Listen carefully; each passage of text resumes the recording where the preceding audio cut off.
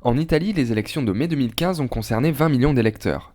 Un scrutin qui se tient dans plusieurs villes, ainsi que dans 7 régions sur les 20 que compte la péninsule. Les Pouilles, la Campanie, les Marches, l'Ombrie, mais également la Toscane, la Ligurie et enfin la Vénétie. Au nord, la Ligue défend ses bastions. Elle dirige notamment la Lombardie, région la plus riche du pays. À sa tête, Roberto Maroni, un cadre du parti dont le mandat court jusqu'en 2018. La Ligue du Nord conserve son fief en Vénétie, avec la réélection de Luca Zaia. Le président sortant a dû affronter la candidate du Parti démocrate, mais également un ancien léguiste, Flavio Tosi. Exclu du parti en mars dernier, le maire de Vérone souhaitait affaiblir politiquement Matteo Salvini. Plusieurs raisons expliquent leurs différends.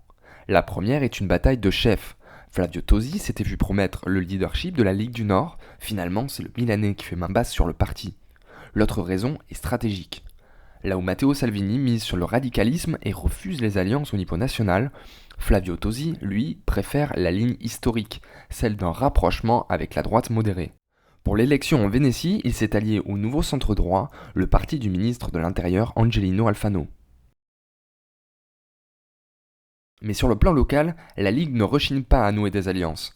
En Ligurie, Giovanni Totti, vice-président du parti de droite Forza Italia, remporte les élections grâce aux voix de la Ligue du Nord. Elle rafle 5 sièges au conseil régional. Dans les régions du centre, fortement marquées à gauche, le parti réalise également de bons scores, meilleurs que ceux de Forza Italia. Au final, ces élections renforcent la Ligue du Nord. Elle conforte Matteo Salvini dans son ambition de mener l'opposition de droite face au président du Conseil, Matteo Renzi.